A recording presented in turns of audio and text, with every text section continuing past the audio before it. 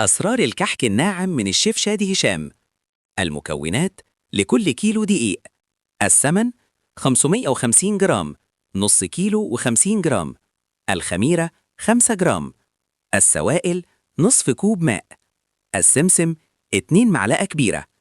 خطوات التحضير والنصاح: التخمير: الكحك لا يترك ليخمر طويلا، يترك فقط لمدة 15 إلى 20 دقيقة ليرتاح، ثم يشكل، يقرص، ويدخل الفرن مباشرة. سر النعومة: للحصول على كحك ناعم جدا يجب بس العجين فركه بالسمن جيدا لمدة لا تقل عن 10 دقائق. تسخين السمن: تجنب قطح السمن بشكل مبالغ فيه، وذلك لتفادي الشعور بالحرقان على الصدر وللحفاظ على لون العجين فاتحا. بما أنك مهتم بوصفات الشيف شادي هشام، اعمل لايك وشير، وما تنساش تصلي على الحبيب.